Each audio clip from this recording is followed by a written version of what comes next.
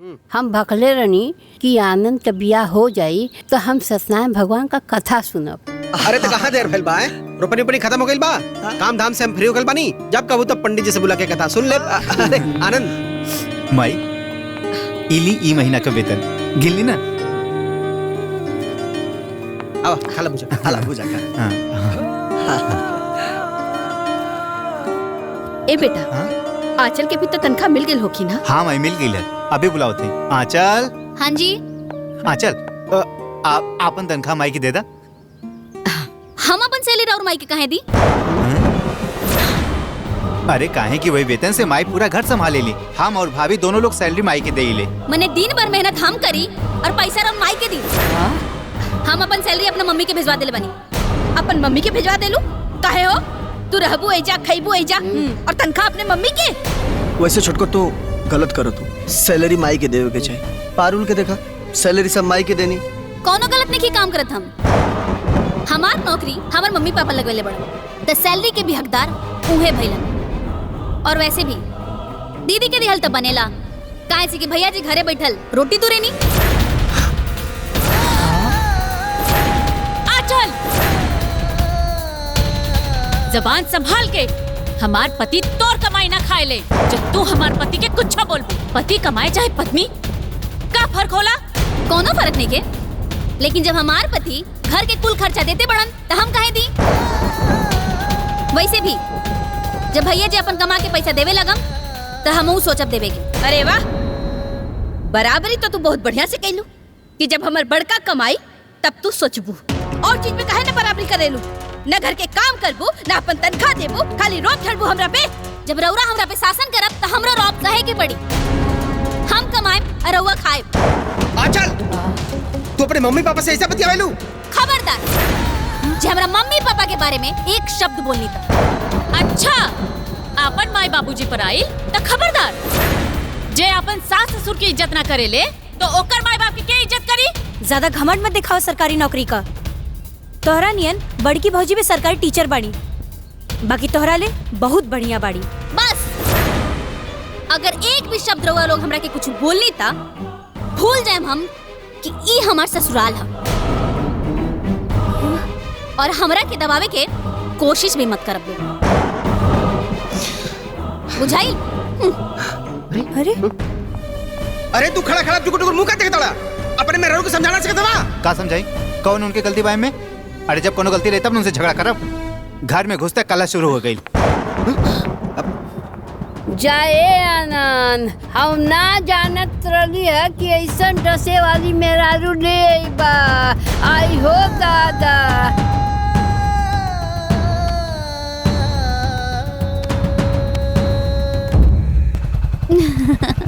मजा आइल ना? आराम से चलाई।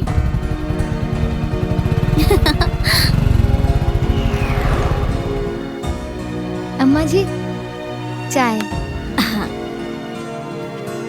ए दुल्हन। अरे काकी प्रणाम। खुश रहा। का दुल्हन, आज तो स्कूले पैदल जाता रू? देवर मोटरसाइकिल पर नहीं लेके जात का? नाना काकी ऐसन बात नहीं खे। ओ दोनों जना के कॉलेज और स्कूल आसे पास बा, तो हम ही कहले बानी कि के साथे चल जा। हाँ बात ठीक बा, बाकी देवर के भी तो सोचे के चाहिए भौजी कैसे पैदल जाए। तोहरों के छोटकी के साथे मोटरसाइकिल पे बैठ के जाके चाहिए। अरे नाना काकी, एक के मोटरसाइकिल पे 3 जना कैसे जाए लोग? यही से हम कह देनी हा कि दोनों जना जा लोग, हम पैदल चल जाए। अच्छा ठीक बा काकी, हमके ना स्कूल खातिर लेट होता। हाँ हम चलता। ठीक। माँ जी, छोटके बिना घूंघट के रहली, हमाऊ कहाँ रह सकेली? ढेर देखा देखी करे की जरूरत नहीं खे। घर में बिना घूंघट के रहा और गांव समाज के सामने घूंघट कईल जरूरी है। इला जा अंदर। जी माँ जी।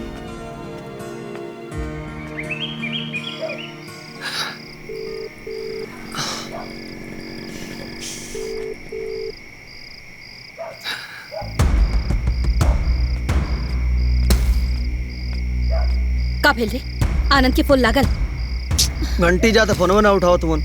ई लइका भी ना, पता नहीं का। छोटकी के भी फोन बंद आवता अम्मा। ओकर छुट्टी तो हमरा साथे होला, कहाँ रह गए दोनों जन? हे भगवान, हमरे लइकन के सलामत रखिया। केहू का कुछो ना होई दादी जी, रवा चिंता ना करी। माई भौजी के घरे फोन लगा के देख ले, का पता दोनों जानी ओइजे गइल हुई है।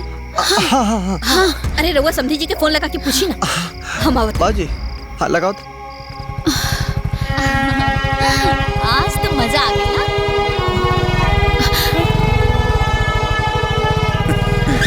आज बहुत मजा आई, सब क्यों हमनी के देखा चला।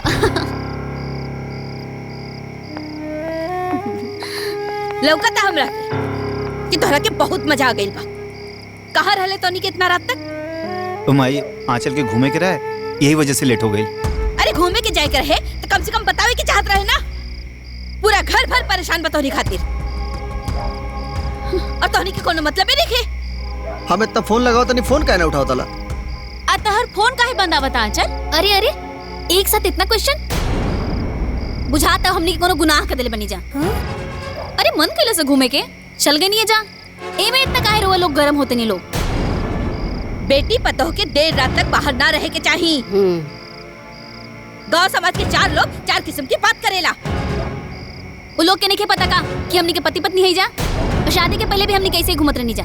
शादी के पहले घूमत रहलू हा, बकिर अब हमरा घर के पतोह बाड़ू। घर के मान मर्यादा के जिम्मेदारी पतोहार। बढ़िया जबरदस्ती बा। एकरा से पहले हमनी के शादी के पहले रहनी है जा, कम से कम अपना मर्जी से आवत रहनी है जा, जात रहनी है जा। राउर माई तो हमारा आजादी छीन ले बानी। बड़ से बात करके तमीज सिखा आंचल। आजादी के ही मतलब होला कि घर वालन के परेशान करे लोग। जब मन करे तब घरे आवे लोग। हर घर के कुछ नियम और कानून होला, सब केहू के माने के पड़ेला। बस बहुत हो गई। जेकर मन में जौन आवता वो बोलत जाता। अब हम केहू के एक शब्द ना बर्दाश्त करब। हम केहू के गुलाम नहीं खी। हमर जवन मन करी तवन करब। कितना अच्छा मूड रहा बेचारी के, तू सब लोग मिलके नाराज कर डाला।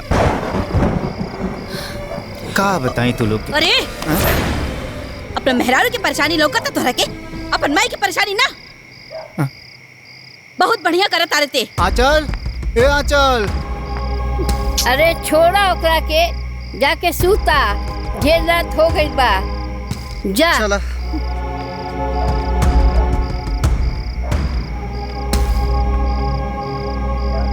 ऐसे अच्छा तो हमार बड़की बिया जो आज ले हमरा मर्जी के खिलाफ घर से कदम बाहर ना निकलस।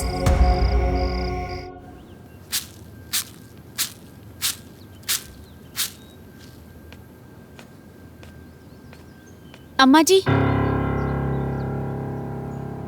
ये हमार सैलरी।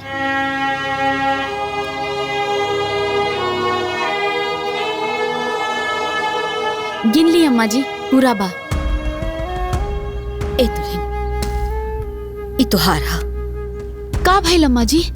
हमसे कोनो गलती भइल का? नहीं दुल्हन, तोहरा से कोनो गलती नहीं के भइल। बस ई तोहार हा, एकरा पे हमार कोनो अधिकार नहीं के। तू हमरा के इतना मान सम्मान देवेलू, इहे हमरा खातिर बहुत बा बिटिया।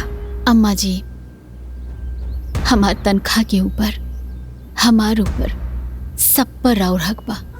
रउआ खुश बानी, हमारी परिवार खुश बा। हमके इससे ज्यादा और कुछ ना चाहिए। एकरा के संस्कार कहल जाला। दुल्हन, तू आज साबित कर दिलू कि तोरा रहते एक घर पे कोई की आँच ना आ सकेला। हाँ भाभी, ए घर के बहू और हमार भौजी कहे का असली हकदार सिर्फ तू ही बाड़ू। भगवान तोहरा के हमेशा खुश रखे बहू।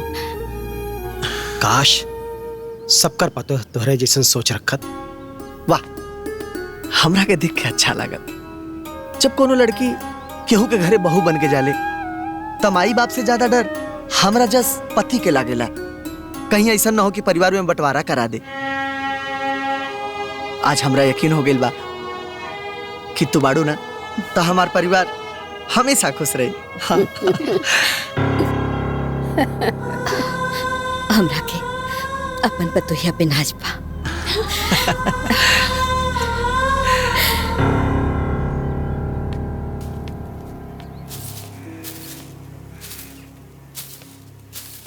का हो कैसन बाड़ू? हम ठीक बानी, चली बैठी ना। अरे ना हो शारदा, हम ऐजा बैठे नहीं आइल, तोहरा से कुछ बात करे के रहे। हाँ हाँ तो बोली ना। लव मैरिज गांव में और लोग के भी भइल बा, लेकिन तोहार पतोह के संस्कार नाम के कोनो चीजें नहीं खे। रउआ बोलल का चाहता नहीं, साफ साफ बोली ना। तोहार पतोह कल शाम के बाजार में घूमत रहे।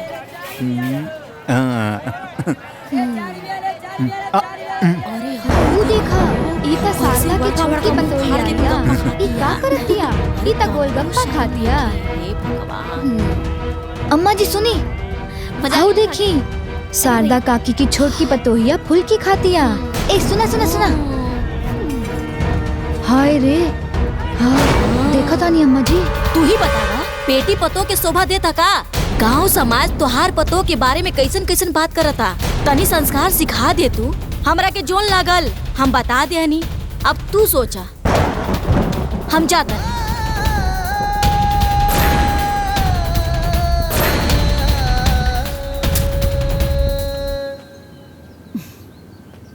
आचल, आचल, ए आचल। का भइल माई?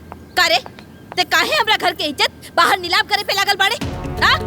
जब तक बात घर में रहे ना, हम एकर बचपना समझ के बर्दाश्त कैली, बाकी अब ना करब। लेकिन माई बात का भइल और इतना गुस्सा में काहे बाड़ू? बाहर तो लव मैरिज।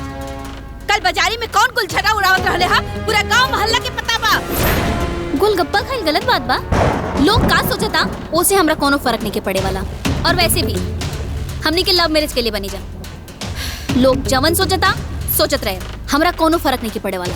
अकेले तू ही लव मैरिज नहीं के कैलू, गांव के और भी लड़की बाड़ी सन, लेकिन केहू तहार जैसन बिगड़ैल नहीं खे। बस बहुत हो गई दीदी। रउआ भी एक घर में हमरे नियर पतोह बानी, हमार सास बने के कोशिश मत करी। अरे तू सास का भी बात कहाँ सुना ताड़ू? उन्होंने तो जमाना लड़ाती हो। सास बात नियर बात करिहन तो सुनबे करिहन। इनका रौब ना साहब हम। ए नंदवा, हाँ कदे हद में रहे, ज्यादा काबिल न बने, ठीक है? माई से खूब लड़ाई करत है, समझा दे इन्ने। अगर हम बिगड़ जाइम ना तो ढेर गड़बड़ हो जाई। एमे समझावे वाली कौन बात बा भैया? आंचल जवन भी कहती तो ठीक कहते और चुप मार के बैठा तू। ए मेहर मऊगा, अरे मेहरारू के आंचल में ऐसन साफ साफ तो पा गईले है। बस करी रउआ लोग चैन से जिए दी लोग। हर बात में टांग अड़ा के हमरा के परेशान मत करी लोग। और रउआ लोग के तो बहाना चाहिए हमरा से लड़ाई करे खातिर। चली जी, चली रउआ यहाँ से। गोलगप्पा खैली केहू कत्ल ना कैली है। अरे बीमार तो के। अरे जब गुण सहुर ना बा तो इतना घमंड, और जब गुण सहुर रहत तो इनकर गोड़ धरती पर ना रहत। आसमाने पे रहा। सही कहा तारा भैया।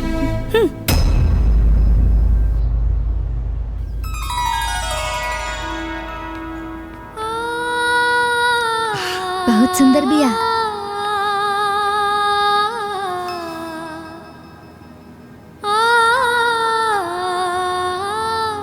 बेटा कैसन लागल? अच्छा कैसन लागल? लड़का के तो लड़की पसंद बा, हम लोगन के रिश्ता मंजूर बा। रवा लोग तो जानते हैं कि लड़का हमार सरकारी नौकरी वाला बा। जी जी जी। देवे खातिर लोग कूलर, फ्रिज, गाड़ी घोड़ा सब देवे खातिर तैयार हैं। बाकी तो आप लोग बाकी समझते बानी आप अरे लोग। अरे आप देवे लोगों के फिक्र ना करी, रहुआ जितना सोचले हैं उसे बढ़ के दिया ही है। हाँ। जा लेके दुल्हन ले चले एकरा के। खुश रहा। छोटा सा एक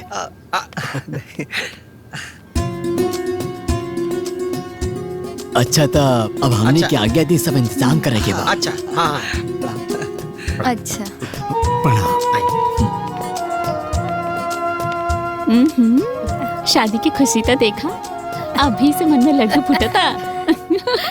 ये सादा परिवार तो देखे में अच्छा लगत बा और लड़का भी संस्कारी बा। अरे हमार पूजा न जाने कौन ऐसा पुण्य कैले रहनी कि इतना अच्छा परिवार मिला। हाँ बात तो एकदम सही कहता नहीं अम्मा जी। हाँ ए शारदा, का भेजी? आई ले देखा है।